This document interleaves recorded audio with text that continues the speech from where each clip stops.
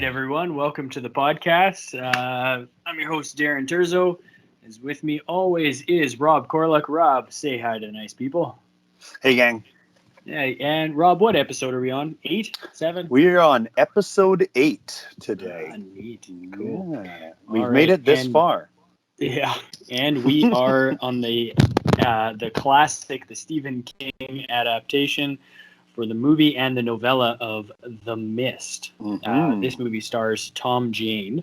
Nobody really stars in the book. Mm-hmm. So that's an interesting point you make. Yeah. This is a 2007 movie, and as you're about to come along with us on this journey, you get some 2007 CG at its finest. So I can't wait to talk about all that juicy. I feel like there was much finer CG in 2007. I think that at one point they pulled the cartridge out of the monsters and blew on them and then put them back in to see if they would get better. All right. So let's get straight into it with our what we do with every episode and every movie that we review on this podcast. The Would You Watch It? So, Rob, this movie in 2 minutes is Tom Jane has a store ripped through his town. When he goes to pick up supplies, he gets trapped by a mist with monsters inside of it. Okay. In a local grocery superstore, where if they try and go outside, or if a door opens and mist comes into the building, some kind of creature gets in and it kills people, or it kills people outside. Basically, just there's a mist and it's killing people. All right. Nothing else. That's it. That's what you get. Would you watch it? It stars Tom Jane and 3 people from The Walking Dead. Oh, yeah. Yes, I was going to say, is this a Walking Dead prequel in all but name? I believe it is, yeah. I would watch that. You would watch that. Okay, cool. Yes, all sure. right. Does the mist stay outside or does it go inside too? It doesn't do a good job of coming inside, I'll tell you that. No, it does not. Yeah. If you leave your doors open, it does come in though. Okay, so I know you're hosting, but I do have 2 requests here because one of the things, if people have watched all of our episodes up until now, they know that if there's one thing I'm really good at, it's getting hung up on the first scene of a movie and talking about it far too long. So, which, for the record, we haven't even gotten to yet. Yes, and I want to really bad talk about this first scene because I love it so much. Okay, Please don't deny me this. And I also want to discuss this cast is something special, Darren. You alluded to it. We are definitely getting to the cast. I have a pause point built in where we can discuss this. God, I knew I could trust you. You're a beautiful man. All right. Now, I'm going to preface this by saying that I did read the book back around the area of 2000, let's say 2002 to 2005. Awesome. Which was really neat because I did get to watch the movie adaptation. And I was disappointed 10 to 12 years ago, and I was disappointed again. I was less disappointed this time, knowing what I remembered from last time. Yes. But nonetheless. Still, it didn't. It wasn't like a fine wine. It didn't age for you very well. Is that what you're saying? No, it was a meatloaf. What we can basically say is this is a Stephen King movie that was adapted into, or a Stephen King book adapted into a movie. And they basically all go like this, right? Really good book, really good plot. Yeah. Some screenplay writer gets a hold of it, and it's just awful. With the exception of Green Mile is one that I can think of that was just a fantastic movie and Shawshank Redemption would be another. I would agree. Was another one. Now, so there are trivia. a few. This is the same guy who did those 2. Oh, really? The guy who wrote this screenplay wrote the Shawshank Redemption adaptation as well as the Green Mile, Darren. And I'm going to give you one guess as to which one he said was his favorite. Green Mile. It was this one. Great. He's been quoted as saying this screenplay was a dream come true. I want you to remember that. The guy who did Shawshank and Green Mile. Nightmares are dreams, on that. So I can believe this. Oh my God. All right, so we're going to get started. So there's So the storm rips through the small town. Yes. It grabs a very old tree that Tom Jane's grandfather planted and throws it through the window, wrecking a portrait that he's currently working on. The neat thing about the portrait and a few of the other ones that he has in his gallery are the portrait that he's working on is the cover title or the cover art for The Gunslinger. Yes. The first movie in the Dark Tower series, which is pretty cool. And a very Clint Eastwoody version of him, I might say. Like, it screamed Clint Eastwood. Well, the Gunslinger, the book, and really the series of books did have a very Clint Eastwood feel. I read those as well, and they were very Clint Eastwood all the way through. So are you a big Stephen King fan? Like, is that something like I didn't know that you read those books. I did read quite a few back in the day. I will say that I was also disappointed with the Dark Tower adaptation. That you are not alone. There were many people who agreed with you. It was okay, but anyways, you wanted to touch on the first scene, so you can grab it right now. Well, because he's a concept artist, right? Like, that's the character of David, who's played by the guy who rides the shark in Deep Blue Sea, Thomas Jane. And he's doing a whole bunch of these posters, and like I recognized quite a few of them, and I'm not sure if I got them all right. Like, I tried to find some research on this to see exactly what they were, but like there's obvious ones. Like the Gunslinger is an obvious one. There's a kid with a red balloon, so I'm going to assume that's it. And I also saw the parka with the light coming out of it, which is probably the remake of the John Carpenter's The Thing from the 80s. I'm going to think that one was there. There was another one in the corner that I thought might be like Pan's Labyrinth, but because it was like a little kid and a bunch of fairies around it. But I mean, there could be a Stephen King book that has to do with like little creatures that eat your face or something too. I don't know. Yeah. But yeah, let's just really say there probably is. Yeah, there's yes, there are many. But yeah, I don't know. I loved all of these little posters, man. They were all like it's very rarely do you find a room full of Easter eggs in your opening sequence. Yeah, I kind of dug that. Yeah, that was a neat thing. So, anyways, storm comes in, wrecks the posters anyway, so it's all for naught.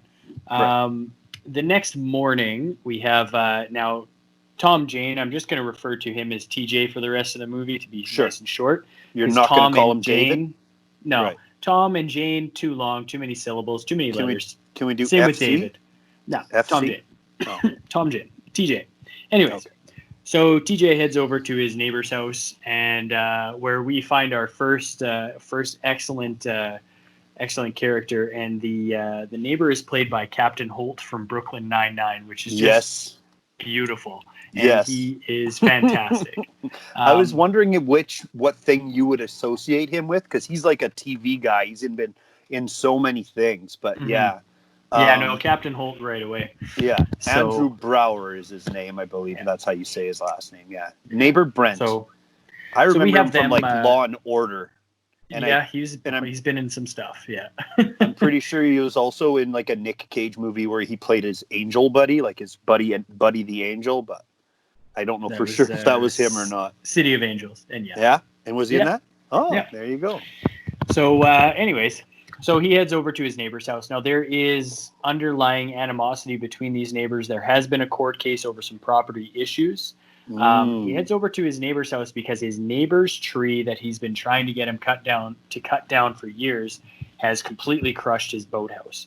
So they actually have a pretty amicable conversation, and it ends with Captain Holt asking if TJ can give him a ride into town because his car is absolutely demolished by a different tree. Right. So he agrees to give him a ride. Yeah. So he agrees to give him a ride to the grocery supermarket where they can get some supplies. And on the way to the supermarket, they pass a military convoy. So something's obviously going on in this small town. We're not sure what. We have no privy to this information yet, but something's definitely amiss. The grocery store is super crazy. Obviously, the storm took out a lot of people's supplies, so people are stocking up for stuff that they need. Power, I believe, is still out in a lot of areas. So within the first 3 minutes of the movie too, we've seen the mist coming in. It's not at the town yet, but it's been like rolling over like the top part of like an island or offshore or something. Yeah. So it's starting to come across the water. So they say in the scene there might be like a crashed flying saucer up on the hill, and the army base is like trying to figure out if they have aliens or not. But I think it's mostly just like they're just joking with each other because that's just a rumor they've heard. No one really knows. Mostly just rumors. Yeah. So there's a few military personnel in the store, and there's shortly after they enter, an MP officer comes in and tells them that their 10-day leave has just been canceled as a result of what's going on. Sucks for them. He says he doesn't know why at the time. And just as he tells them this, the town's emergency horn starts to go off.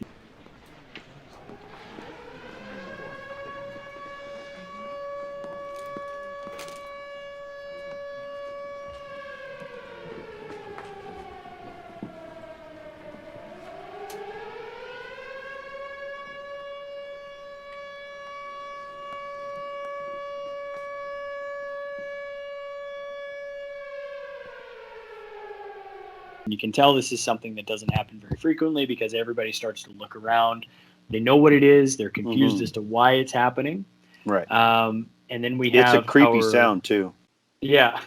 And then we have our first Walking Dead character come into the supermarket. It's Dale from The Walking Dead. He comes in. He's bloodied on the face, and he yells and seal the door. So we have a quick little panic, and doors get sealed. And the mist starts to cover the entire grocery store, and just hell breaks loose in the grocery store. It's like an earthquake in there. Things are shaking. There's obviously something going on with this mist. Like it's painfully obvious that something's happening with this mist, which comes important later. Sure. So at this point, I would like to take a break and talk about some of the actors, because we get introduced to about 6 or 7 different actors real quick. Bang, away. Yeah, and for sure. Some of them are very familiar. So the first one that I spotted was Carol from The Walking Dead. Oh, okay. So Carol was your first? See, I thought you were gonna, I thought for sure Zola was gonna be your first guy that you noticed. Sorry, no, the first Walking Dead character I noticed was we're doing Carol. it that way. Yeah. Okay, so Carol from The Walking Dead. Yes. Carol from Walking Dead. Melissa McBride, yes. Andrea from The Walking Dead. Yes. Dale from The Walking Dead, who busted in already. And then we have you said Andrea, right? Yeah, Andrea's in there. She plays Amanda in this movie. It's going to be confusing. Andrea and Amanda. Yep. So she's great in that show. We have Dr. Zola from the Avengers, of course. Ollie. He plays such a great character in this movie. I love him. And then we have William Sadler, who is just one of my favorite guys to see in a movie, because he is, of course, Death from Bill and Ted's Bogus Journey. Yes, who takes a serious Melvin. Whoa! You will come with me.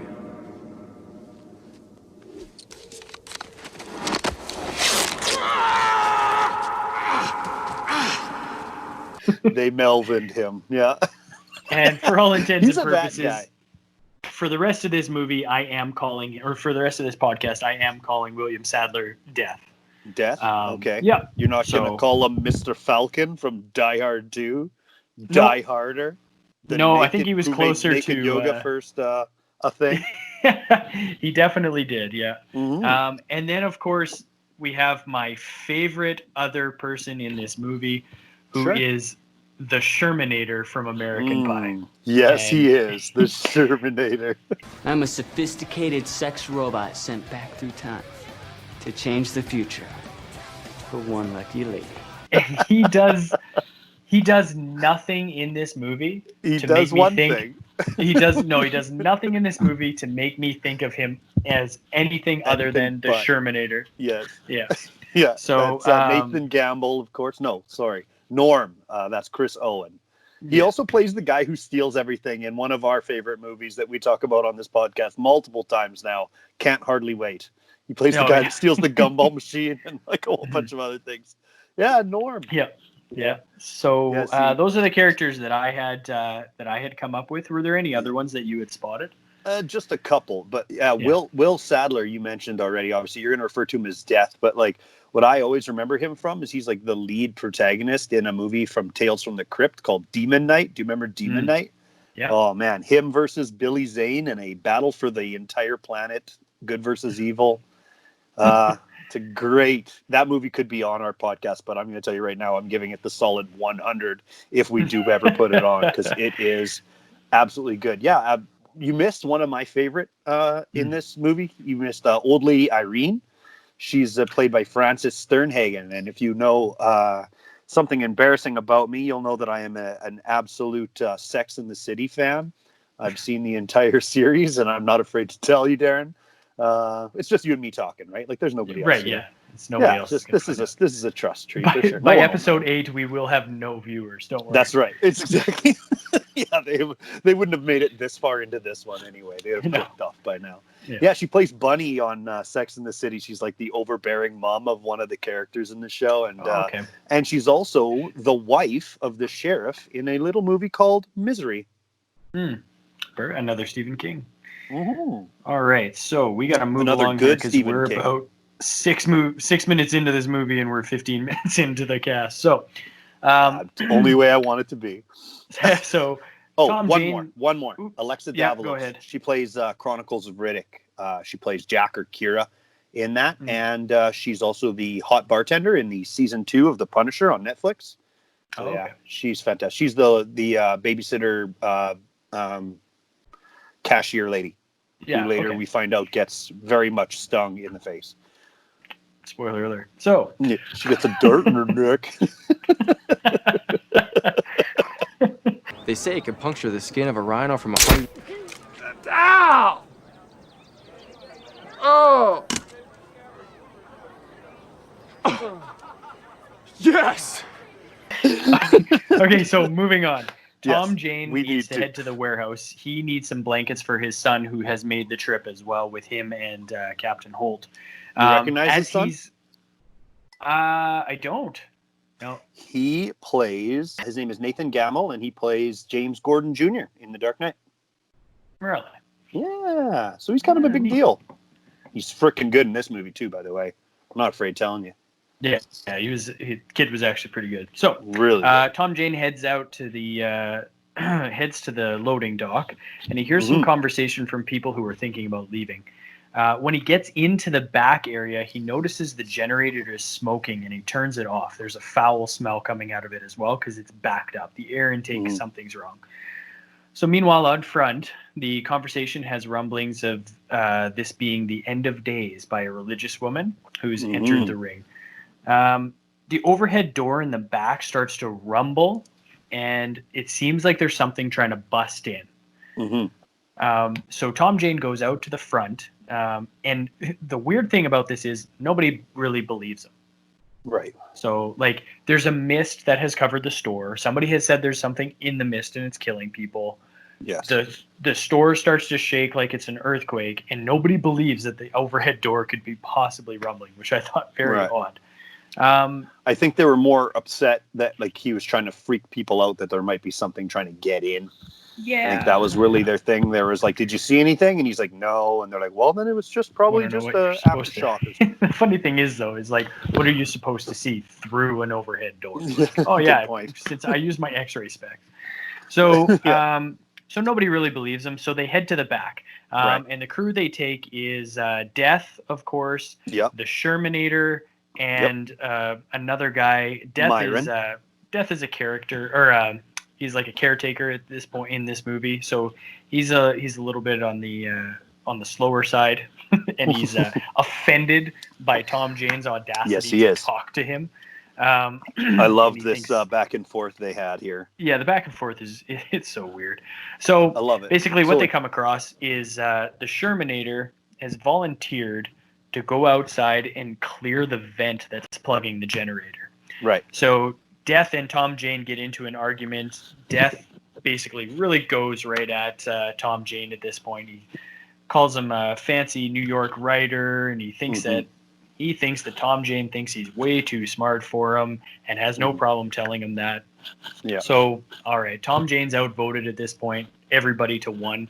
So, Shermanator, all right, go do your thing. So, when they open the door, and they only get it open a little bit, and like a he's foot. standing, and of course, Shermanator turns his back to the overhead door, acting cocky about the whole situation. I think he literally gives the 2-finger guns like, yeah, pew, no problems nothing's gonna here. happen to me. So obviously, as cliche as it could possibly be in a horror movie, there's a tentacle that comes in, wraps itself around his foot, pulls him to the ground, starts trying to drag him out the door. There's a pretty good fight in this. A struggle. Shermanator's holding on. Yeah, Shermanator's holding on for dear life. Tentacle comes in, grabs on top of his leg, pulls off a huge chunk of his quadricep. Then another tentacle they have, like, comes these, in. like, sharp razor-like claws on the ends and stuff. Yeah, it's definitely another tentacle comes in and goes on his chest, pulls off a big part of his pectoral. And, you keep calling it a tentacle.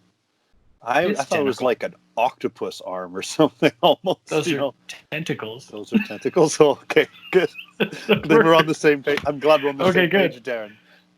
Tentacle, not test. Tentacle. Oh, yes, of course. Do you imagine how much worse that would be for a monster just teabagging you as it's trying to drag you? Getting just nutted in all directions. Oh, God. We got to write our own horror story. Right before this, they're fighting over whether or not he should even go, right? And you said like Thomas Jane's character loses that fight, but not before he gets a few licks in. He says to him, he goes, "Are you being willfully dense?" Which I absolutely love that line. Are you being willfully dense? And then like the next thing that Death says is he's like, "Well, I've had enough of your shit. Next time you talk, count your teeth," which I thought was like an even better comeback. Yeah. And then Thomas Jane comes back at him and says, "Well, the jerk store called. He's running out of you." So he doesn't say that. So needless to say, the Shermanator does not make it through this. Rest in peace, Shermanator. They do chop off a piece of the tentacle, but he's gone out the door and he's dead. So what do they do now? Well, Tom Jane punches Death right in the frickin' kisser. Right in the face. After he apologizes to him maybe 11 times. Yeah, good couple shots to the face. Understandably so, because Tom Jane at this point is covered in Shermanator blood. So they decide that their best course of action is to probably go out to the front and calmly start to tell people that, this happened. And they think that Captain Holt is probably the best person for the job because he is a judge, I believe. Okay. Yeah, so they figure he's a good orator, so they go out and they grab him. But Captain Holt is having none of this. He goes off on a paranoid rant, accusing them of not only lying and making it up, but also about them wanting to play a joke on him because he is not a townie. He doesn't live there all year round. This is his vacation place. That's right. So it's really odd that he doesn't even give them the benefit of the doubt of like, hey, why don't you come to the warehouse? We've got this dead squid tentacle with testicle sitting out of it. Yeah, just this giant nut in the warehouse. So there's a scuffle that breaks out. Captain Holt threatens to sue because Tom Jane grabbed his jacket. Yes. You can tell you're in the States. He's a very litigious guy. Yeah, he's a very litigious guy. So these two are obviously got some bad blood that's been resurfaced from the tension. So exactly, yeah. So finally, they convince a few people that doubt it to go to the warehouse, and sure enough, the tentacle's on the ground. There's blood everywhere. Shermanator's nowhere to be seen. Right. And they touch it with a broomstick or something, and it does this really handle weird, of an axe, maybe. Yeah, and they do this really weird, like melty CG thing. It looks really good. It does. I thought it looked good. Like, I don't know, man. I know it was too dark to look anything else. I think I took a hint from your sarcasm there, but honestly, like, this is one of my favorite effects in the whole movie, one of two, because all the other ones are just like straight up CG effects, and this was like a practical chunk of something at least, and it made me think that like if they had a real budget for this movie, that they could have made some practical stuff to play with. I think that would have been pretty cool, but this is the only practical effect in the entire movie that I noticed. I don't know. I'll I thought it looked concede really cool. that it was. I'll concede that it was the best effect in this movie. How's that? Perfect. I think they would have done better going back to Velocipaster and saying like tentacle squirm just with text across. Anyways, I hate how much you love that movie. Like I hate it. It's gonna be the thing that divides us this entire series. So we go back out to the front. Mm-hmm. We now have Crazy Church Lady starting to really get some momentum here, which just. And we didn't talk about her before, but well, she did. Man, we did touch on it, but she's really starting to get onto it now. So she's starting to babble on about the end of days. Captain Holt digs deeper in denial, where he thinks that everybody is playing a joke on him. And now he's got a few people. Yeah, there's a couple of truthers there. That are. Yeah, exactly. He's got denying. A couple flat earthers. Yeah. I called them anti-vaxxers, but sure, you can call them flat earthers. And we just lost the last 7 subscribers with those two insults. Yeah, and then of course you've got the priesthood people, the religious people. They're led by Mrs. Carmody, and this is Marcia Gay Harden playing this character. And oh my God, does she do a great job? And I've got her down as church lady for the rest. Church lady? So, I'm okay with that. Who could it be? Who could it be? I just can't imagine who. Could it be Satan? So we have Tom Jane is obviously he's the most realistic one. He's the main character, so he's going to be the one that we follow inside with. He's decided to start trying to reinforce the glass because the whole grocery store front wall is glass.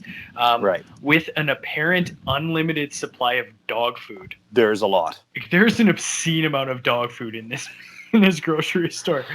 They sell a lot of dog chow. They do. So they start to 20, stack it up. 20 rows of maybe 5 or 6, at least 5 or 6 bags high. Yeah, exactly. There's hundreds of bags of dog food. And there's still more. Like they go back to the warehouse and there's still more. Yeah. So there's a lot. Must sell a lot of dog food. At this point we have Church Lady starts really getting into it. She starts pointing at people, scaring the kids, and we have Andrea come in and just absolutely slap hammer the crud out of her, and it's fantastic. As Abraham prepared to sacrifice his only son to prove his love for God, so...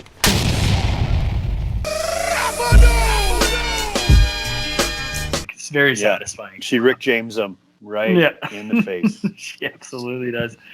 So... couple minutes later, we have Captain Holt and his crew heading for the door. Tom Jane tries to stop them, and we have convince them out of it. Sure. Yeah, and we have there's a little bit of a conversation. They say, "Well, you know what? At least do us a favor. If you're going to go out there, take this rope. It's 300 feet long. Let us know that you got 300 feet, and then we will feel safer, and you can be right." So. Okay, but Captain Holt doesn't seem responsive. So we have Biker Dude is all I call him. He's really just an extra. He volunteers to go out. A great extra.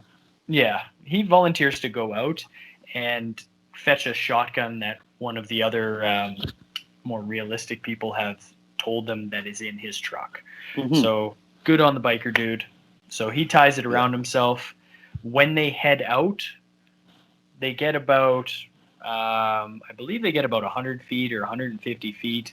About halfway, Yeah, the rope's going out nice and easy. Tom Jane's kind of slowly giving it. And then all of a sudden it goes super fast. And then it stops. It like burns his hands. Yeah. And they have to like throw a towel. And then there's a bunch of people trying to grab it. Yeah, they've got towels trying to hold on to it, everything you can think of. And then this was kind of like Jurassic Park for me. I loved this scene. It felt really tense. And it was like at one point the rope goes like up to the top of the door and then wiggles and comes back down. Yeah. And then we have it does stop and then it starts going again kind of slow. And then it stops again. So they decide to start pulling it in. So they start pulling it in. And sure enough, the rope then starts to be covered in blood. They continue to pull it in. Like they think there's going to be good news at the end. Might have stopped there, guys. And all we have is the lower stringy half. Chunks along with it too. Exactly, yeah. And all we have left is the lower half of Biker Dude at the end of the rope, and they get it to about 6 feet out the door, and then it just stays there for a while. So And the church lady, of course, at this point says, "I told you so." Oh, Which- I thought she said that there's not much they can do for him. He's too far gone. I don't think we can do anything for her now. She's too far gone.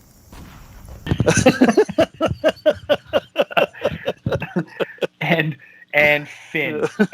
And done. But unfortunately, they continue the movie. So Yes, they do. Then we have Wayne. This is where we really start to get Wayne into the movie here. So Wayne is one of the military guys. There's 3 military guys locked in the grocery store. We get back out to the front, and there's some very large alien grasshoppers. So probably the size of a human head, larger. They start to attach themselves to the front windows. Yeah, because now it's nighttime. You've missed the point that it is now shifted into night. The first night with the mist out there. Didn't miss it. I was getting to it. Oh, I'm sorry, but like the important thing here is like they have lights on all through the store. They're running these generators. They've got all these lamps, and then they're confused when these giant grasshopper things with chameleon eyes start like hovering all over the glass. Yeah. So like, I got the vibe that they weren't really confused so much by it as they were kind of in awe of it because they were giant, pretty bugs. So there's really nothing harmless or nothing harmful about these grasshopper-looking things. They just start going for to their the glass. giant scorpion tails, but sure. No, that's not. No, you're mistaking characters now. Oh. So then we have big there were 2 different bugs? bat-like creatures coming in, and they swoop and start eating the grasshoppers. So this is your basically like if you think of the grasshoppers, these would be like frogs. Sure. Scorpion frogs. So Scorpion these frogs? big things coming in, they're like a hornet.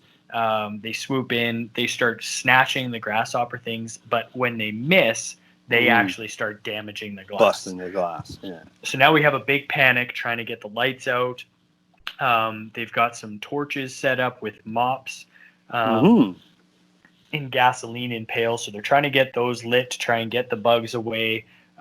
We have some of the creatures end up breaking through the glass. And these are the ones with the stingers. The grasshoppers are, I believe, completely harmless. These things are the harmful things. So they come in, they start attacking people. Unfortunately, one gets a hold of Sally and stabs a dart into her neck. Got a dart in your neck. Got a fucking dart in your neck.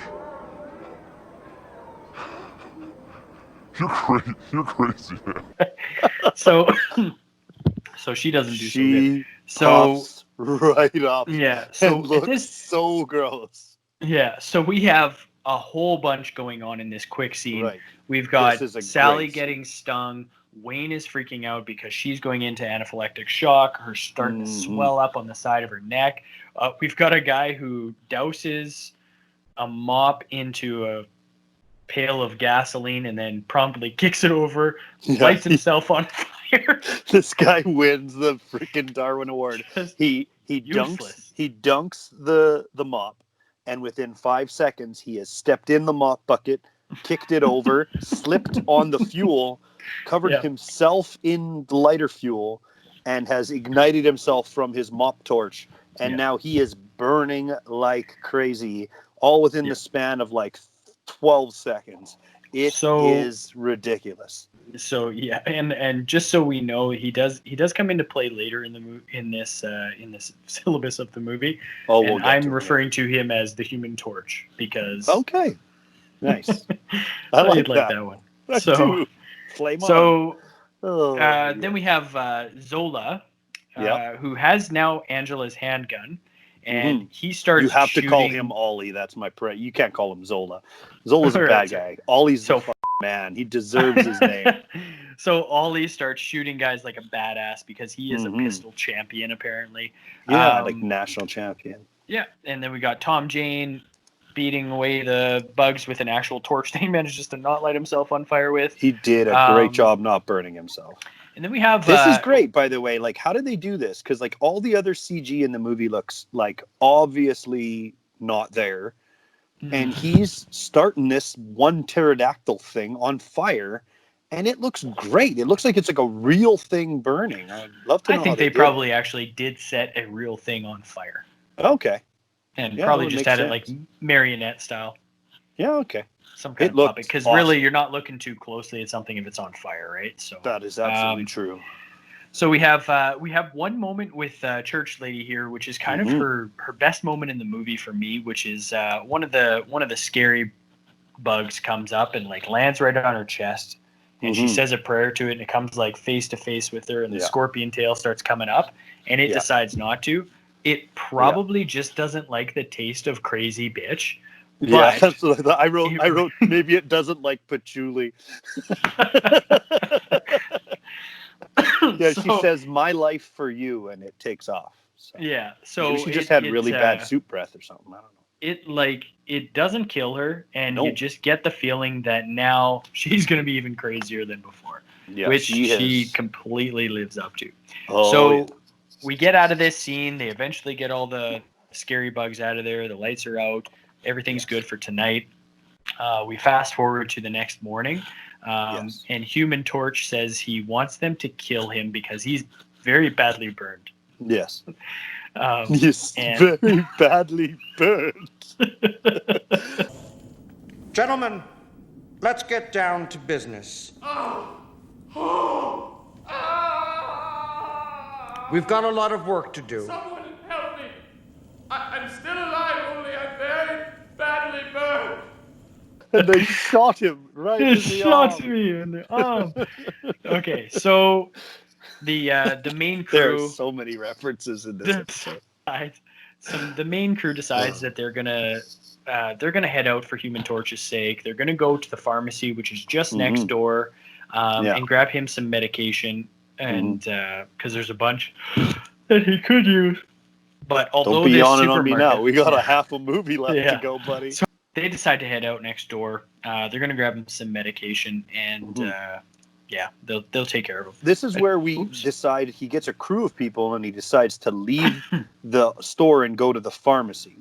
So at this point, I realized that there is absolutely no way an actor or a director can make walking through mist look menacing, because that is just impossible.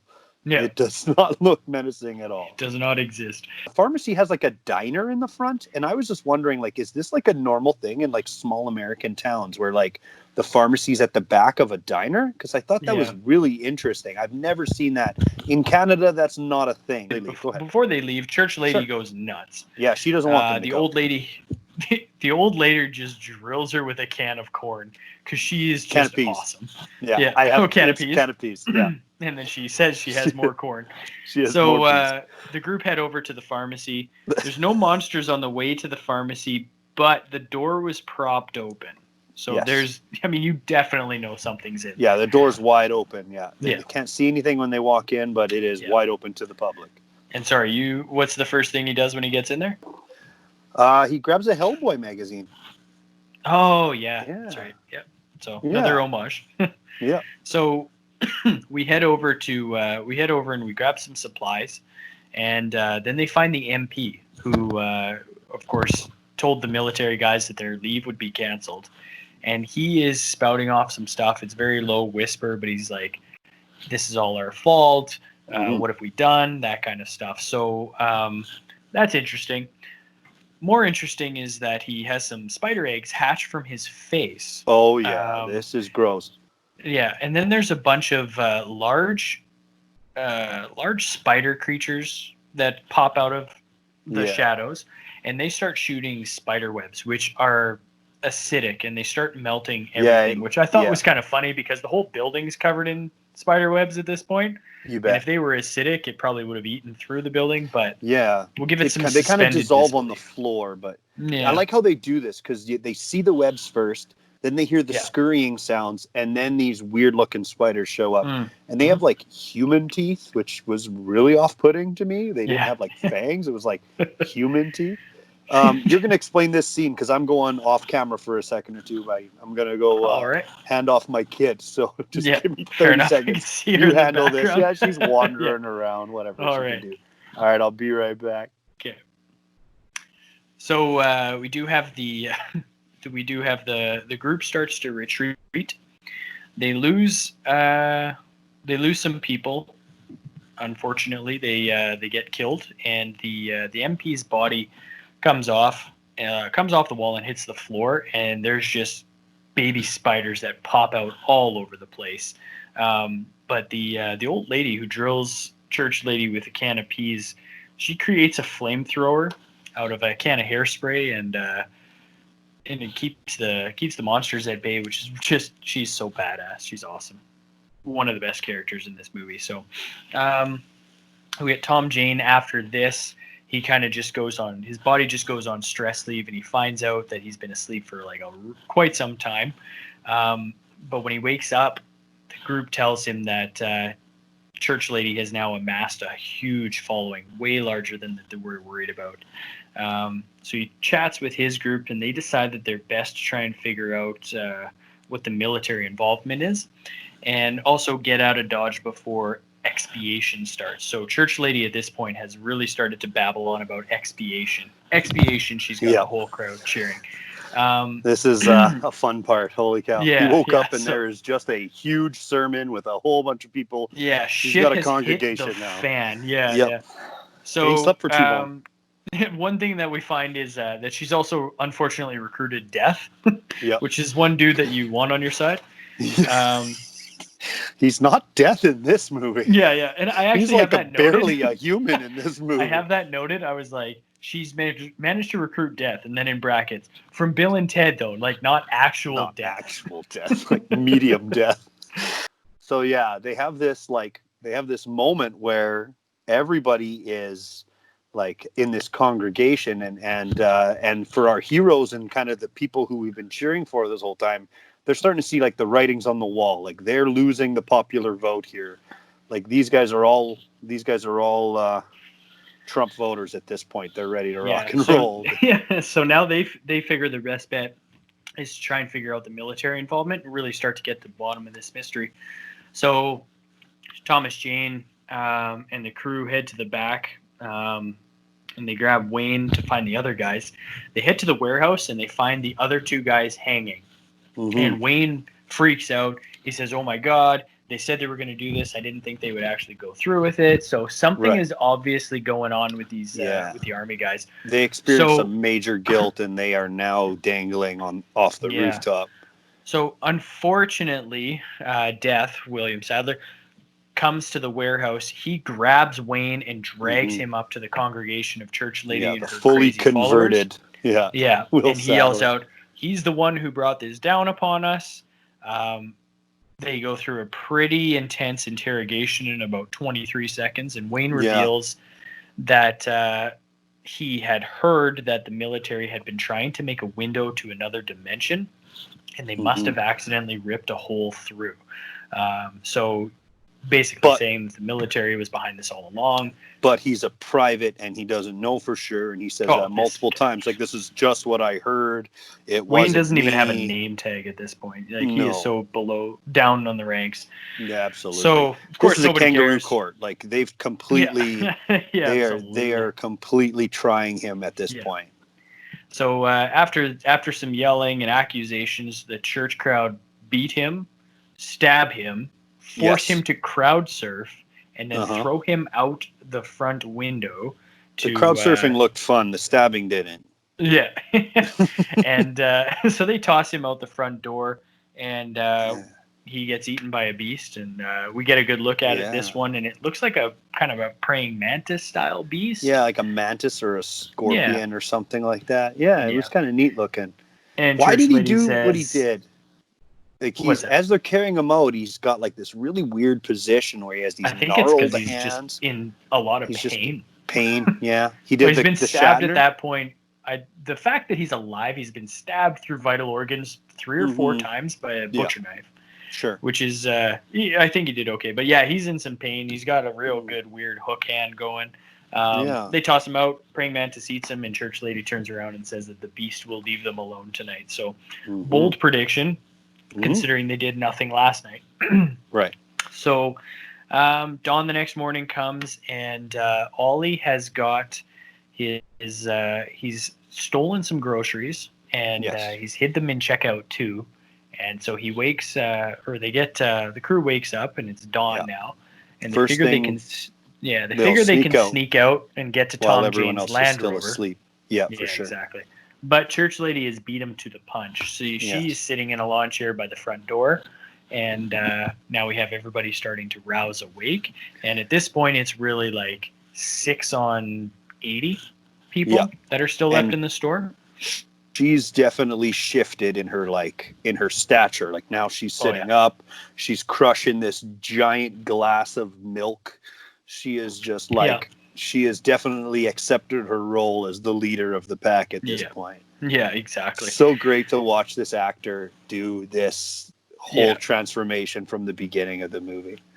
So then she's now claiming to be the vessel in which God speaks. And now we have to have the blood of expiation. And specifically, they want Tom Jane's son. Yes. So in 3 days, we've gone from a normal group of people to batshit crazy church lady needs to kill a child to sacrifice. Boy, that escalated quickly. No one had a trident, though. Yeah, that's true, Thankfully. Worse. Yeah, so they start to defend the boy, and it's like the gang is really creeping on our protagonist and his group. Yeah. And she all of wants a sudden, the boy and the woman. She also wants Laurie Holden's character as well. Them both. Yeah. So the crew starts to they're really starting to get outnumbered and swarmed in upon, and then full on saloon fight ensues where they start punching at each other. So we see a break in the action when the church lady's glass of milk explodes, and she's got a hole in her chest, and we see Ollie with a gun, and he has shot her, and she goes to her knees. Has shot her. And he has shot her. Confirmed. No mystery. So then, in case you were wondering, the one guy with the gun has used it again. So she falls to her knees, and he puts one in the computer, and she is done. God, between the eyes. Yeah. So the crew exits. The crew exits, and they make it to the Land Rover, and but unfortunately, the same praying mantis that got a hold of Wayne grabs Ollie. Very unceremoniously eats and murders Ollie. Right after taking care of so much business, he is immediately murdered outside by this gigantic monster. Yeah. So then we have a couple of the other, because we leave the store with about 8 people. 8. And only 5 make it into the vehicle. Yeah. Yes. So and Ollie's not one of them, but he drops the gun on the hood of the Land Rover, which is cool. That's good on Ollie, even with his last action. Still taking care of business. Yeah. So what I really like about this scene is that they get into the Land Rover, they get it all started, they get it started, and they do a really, really slow drive-by, almost like a victory lap, right by the front of the store. We're getting and you away, can just see it, not. You just see Tom Jane holding himself back from being like, ooh, ooh, ooh, ooh, ooh, and just flipping the crowd off as they go by, which he really should. Thought like the Mr. Bean, like double finger roll. Yeah, exactly. Yeah, just like. What's this? I didn't see. I got this at Target. It was on sale. It's real nice. Oh my god. So then we have so on the way out of town, they head to Tom Jane's house. Yes. But it is just gotta pick up big the wife. Giant spider web. Yeah. So it doesn't look good. And then we see Tom Jane's wife, the mother of his son. She's wrapped up in the cocoon, and he's blaming himself because the tree went through the window and he couldn't get it fixed in time. Really. Yeah. There was really nothing he could have done. Like he literally went to the supermarket to get supplies, and the mist rolled in. So let's not crucify the guy here. He blames himself, but we didn't at any point. Yeah, absolutely. I found it interesting and very convenient that she just happened to be in the front window, plain as day, could be seen from the driveway. I was like, with like basically a sign. Yeah. They just don't want to film one more tent scene where he sneaks through the house, I guess. At this point we're 2 hours. we're almost 2 hours into this movie, so they probably cut out the scene where they looked for her. So then we get them. They take off out of town. They're trying to get as far away as they can to escape the mist. That's right. They pass a school bus that's crashed into another overturned car.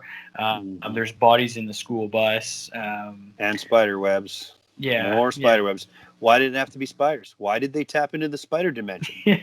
They could have tapped into the fluffy bunny dimension. That would have been freaking great, but no. Have you not seen Monty Python and the Holy Grail? Jesus Christ! Fair enough. Did not think that through. Yeah. Careful what you wish for. So at one point they stop to admire a different giant beast that we get a really good view at.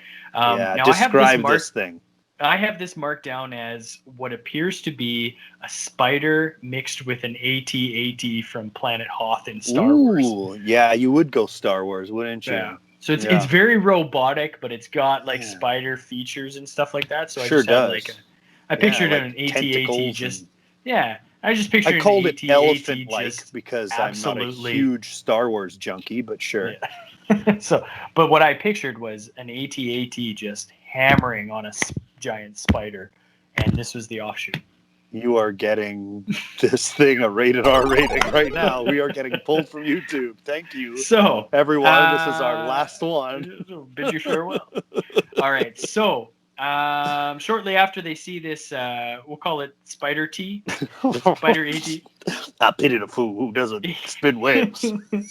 So they run out of gas. Right. But there's still lots of mist. They run out of gas, and in the distance they hear a monster roar as the last. That's kind of like their last breath of hope. So Tom Jane pulls out the gun that Ollie left on the hood, and it's revealed that he only has 4 bullets. So there's 5 people in the car. We have, as made violently clear by Laurie Holden when she says, "There's 5 of us." Yeah.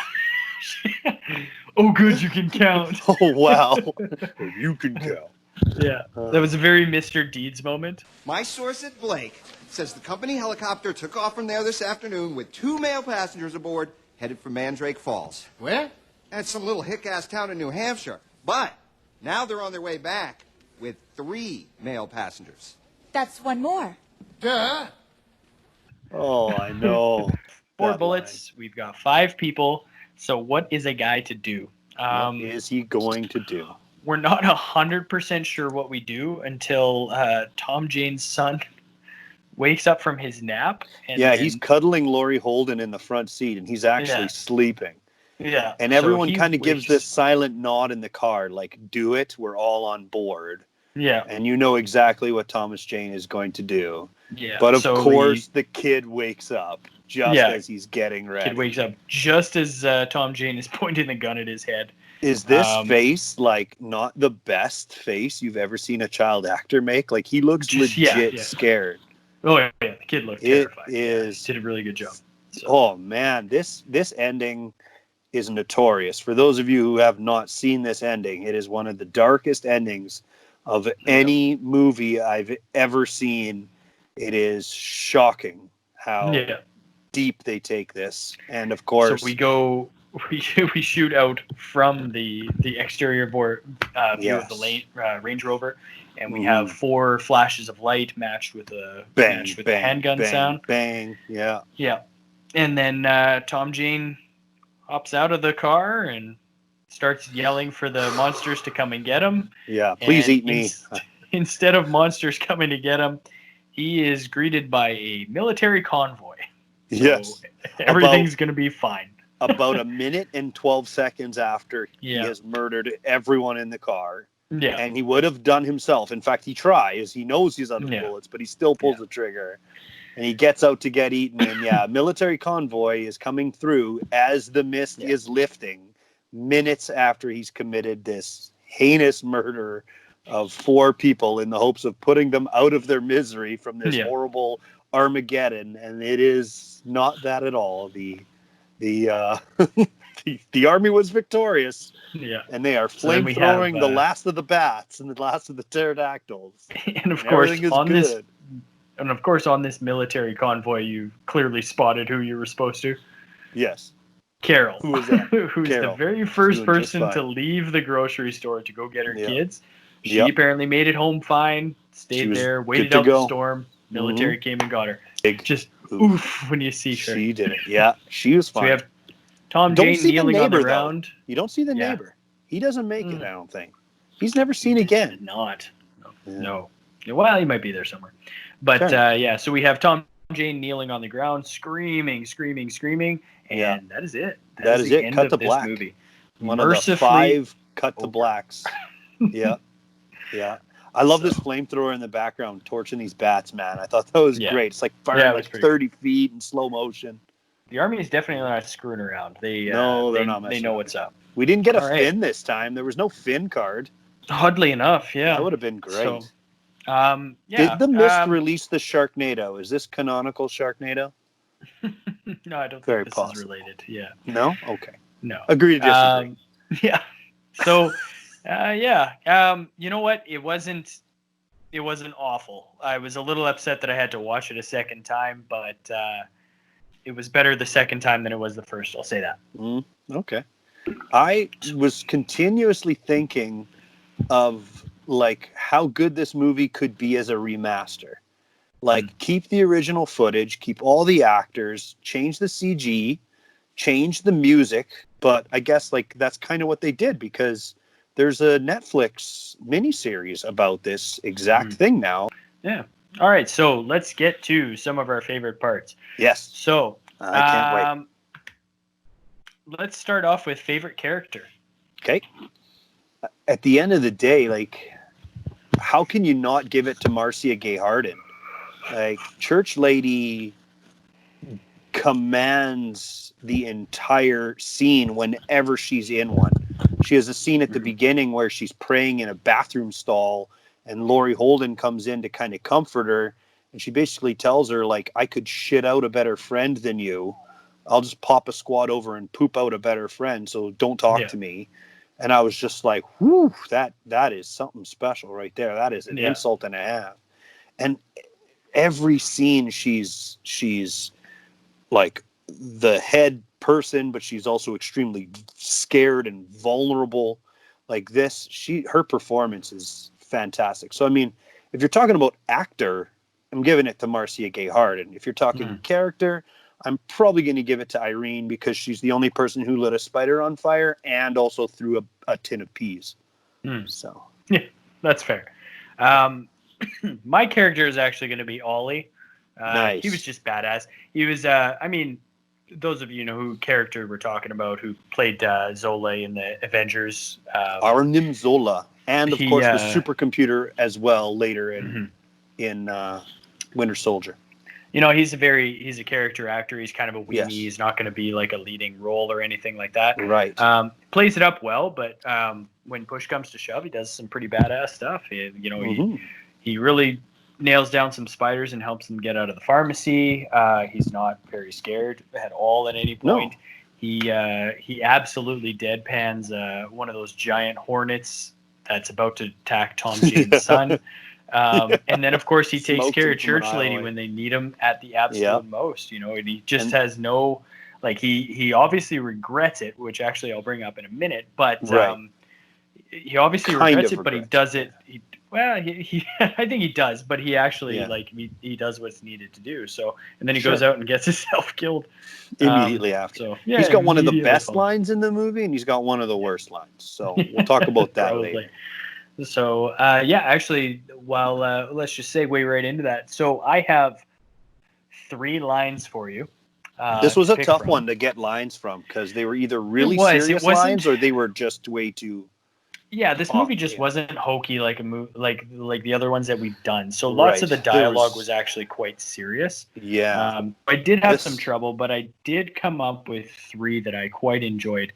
The first one's from Tom Jane, and it's him talking to his son when his son is very worried about where he's going, and he just looks him dead in the face. He's like, "I'll be back." I'll be back. That's what he delivers. It's a great line. Classic. Never go wrong with the classics. You can't go wrong with that. Yeah. And then we have, the old lady. What's her name again? Irene. Irene looks at Death and she says, Jim, I had you in school, didn't I? Yes, ma'am. Yes. He goes, yes, ma'am. Me and my sister. And she says, pair of underachievers. Move along, and shoots him to go on the adventure to the pharmacy. She volunteers him out of guilt to go to the pharmacy. Absolutely. By saying, and in school, you were a piece of shit, so go redeem yourself. Absolutely. I totally forgot about that. That's a great line. Well, I know who I'm voting for already. And then we have my final line for you to choose from. Sure. Is an exchange between Ollie and Tom Jane right after Ollie does the duty of killing Church Lady, and he just says, I killed her. And Tom Jane replies, thank you, Ollie. I wouldn't have shot her, Dave. Not if I thought there was any other way. That's why I said thank you. I love that line. That's the exchange. It's a good line. It's one of my favorite lines in the whole movie. God, you made it hard on me now. It's funny because, he's like, that's why I said thank you. He's so blunt. He's like, that's why I said thank you. And they're just, they're getting ready to head out towards the car after killing Church Lady. To give for Church Lady at that point. No, exactly. Yeah. So there you have it. Those three lines.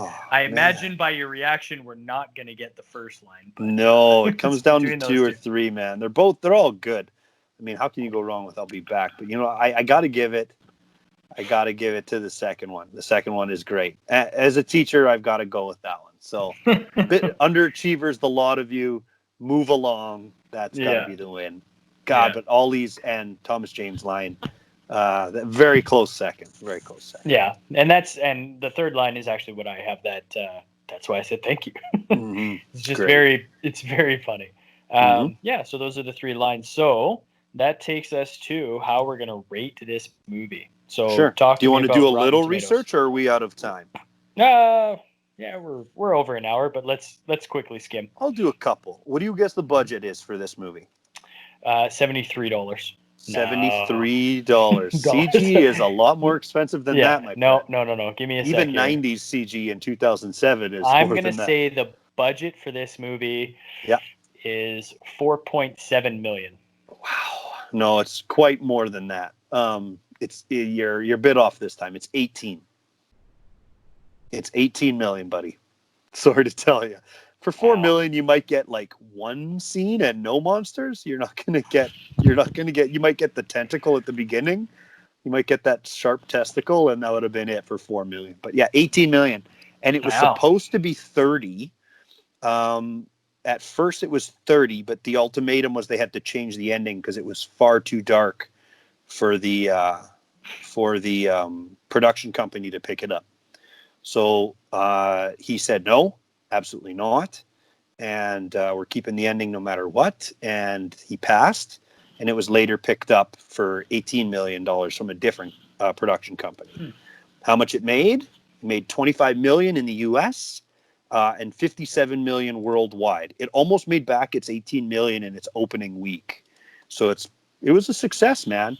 Seeing the name Stephen King on something, and Thomas Jane was a big time actor at this point. He had just done Deep Blue Sea, as I alluded to earlier.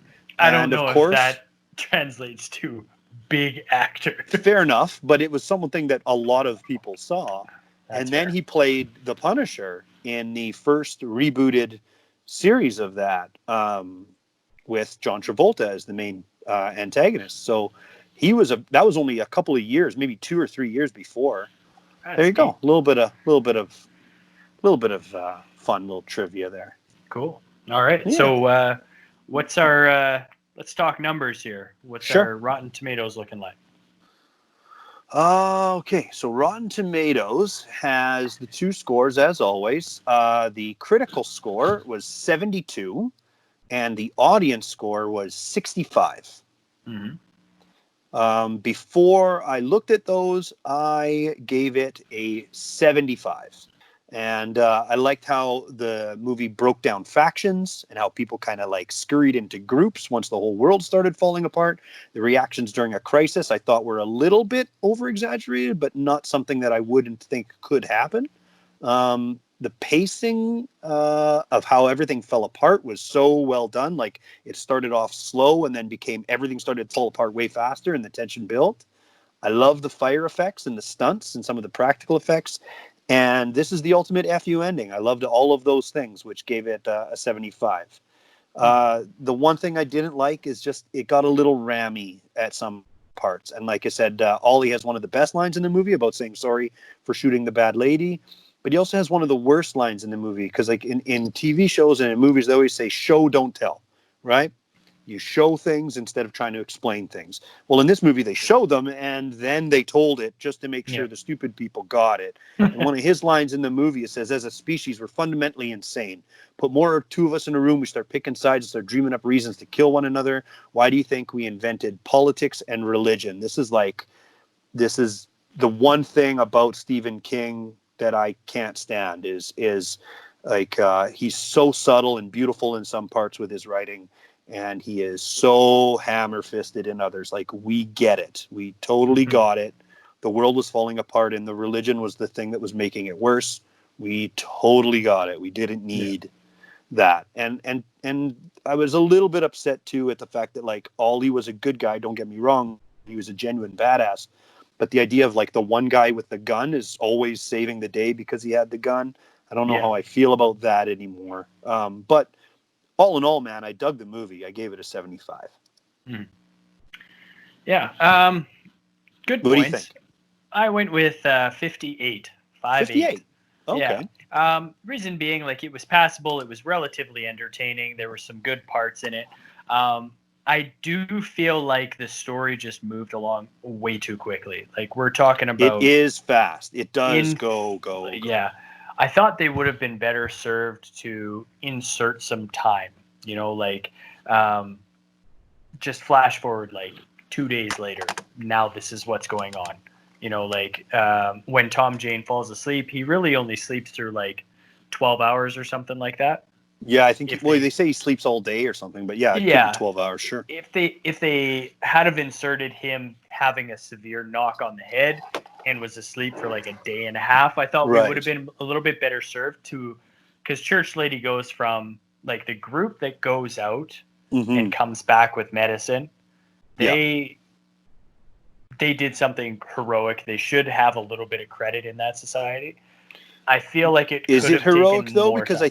I think the guy dies before they get back. Like, it's all for nothing. That's the one thing about it that I thought was kind of cool. Like, it's all for nothing. He died before Tom Jane woke up, but I think he died while Tom Jane was asleep. So not before they got back. Okay. Plus, they came back with medicine in case something else happened. I thought they still did good and bought themselves a little bit of credit. I thought the idea of her basically tripling her congregation and absolutely brainwashing those people in one good night's sleep for Tom Jane was a little too far-fetched. So certain areas like that. I also thought some of the characters were way too beef-headed. Captain Holt, for instance, just thinking that it's a big conspiracy theory and that everybody wants to make fun of him instead of actually... And he's a judge. Like, he should be able to walk to the back and have an evidence-based opinion. Sure. So, and although he is scared, he's scared about what's going on outside. He's not too scared to go outside. Or he into does not the hesitate. scary mist. He is ready to go. Exactly. Yeah. So I think he's more scared of what the white people around him are going to do to him if they all start freaking out. I think that was more. He was more scared of the things inside the grocery store than outside. Yeah, which is, I mean, it makes sense, but it also doesn't make sense because like that was some scary shit going on outside. I can totally agree with that. Yeah. So so I went with 58. So where does that put us for our overall? Overall is a 67.5. Yeah, good score. So it's no Velocipaster. Oh, you do this to me every time. Felix Vasquez Jr. of Cinema Craze said, "This is why I love post-apocalyptic movies." That was the best quote I could find that made me like, that's one of the good things about this movie. This movie's tense. This movie has, like you said, like escalation and events and maybe one of the most fantastic endings of all horror films. The only one I could think of that comes as close to an FU ending as this one does is The Descent. Do you remember The Descent? Bunch of girls in a spelunking in a cave. Yeah. Go watch that one. It's good. Yeah, this is a great morality tale and a mediocre monster movie, in my opinion. So yeah, that's fair. I'll leave it at that. Good. All right. So what does our random shitty movie generator tell us for next week? And we're on, so this is episode 8. So we've got episode 9 coming up next week. Tell people who have stuck around this long about what we're doing for episode 10. Yeah, well, you and I were talking, and we decided we would do something special on all of the 10s. And after we hashed that out, we came to, I think, a really fun idea. So instead of picking a random movie for episodes 10, 20, 30, 40, as long as we go, we are going to do a comparison episode where we're going to take an original movie and we're going to watch that, and we're going to take its reboot and we're going to watch that. And then we're going to compare the two in hopefully a slightly longer, but not too much longer episode where we have these two movies and we kind of see what we liked about them and what we didn't like about them. So, yeah. Do you remember which one we wanted to do first? I do not. I want to say it's Total Recall, but so stay tuned for that. Yeah. The random number generator has struck number 25 on our list. And if you guys look at that list, that is the Nick Cage movie Mandy.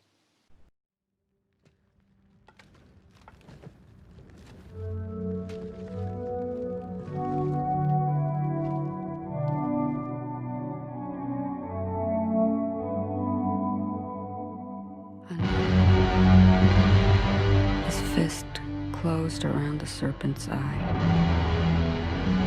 Strange and eternal. I need you to get me that girl I saw. Do you know what to do?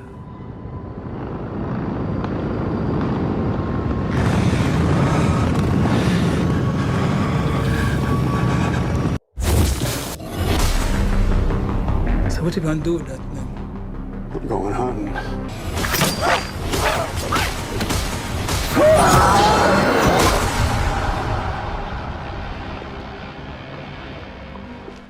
I have never seen this that movie. one. I've never seen it either. This is going to be a brand new movie for both of us. I cannot wait. I've been told it's Nick Cage at his cagiest, whatever that means. I was worried you were going to say Nick Cage at his worst. Oh, I don't think that's possible because The Wicker Man is a movie that exists. Why did it have to be bees? And he does such a good job at trying to ruin Kick-Ass for me. But maybe it's an unpopular opinion. There are a lot of people who think he's great in it. I just think he does a very bad Adam West and almost ruins the entire movie, but that's just me. That's fair. Yeah. All right. So there we go. We got it all set. Can't wait. Coming at you guys with at least 2 more episodes. All right. I want to do them all, Darren. It's just you and me. Perfect. Yeah. All right, everybody. So thanks for sticking around for this one. Sorry we ran a little bit long. I'm not sorry. But hopefully you enjoyed it and you laughed along with us. And and got us. We're going to do this as long as we can, at least until Velocipaster 2 comes out. I hate you. So make sure you like and subscrib at the bottom. We need to think of a way. We need to think of a way to be able to veto episodes. Like we need to be able to like. Oh, okay. Yeah, I don't think so. Okay.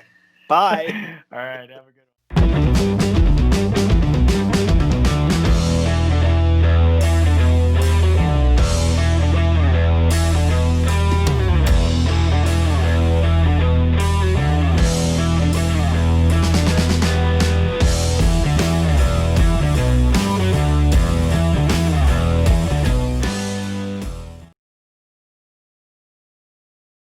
To prove his love for God. So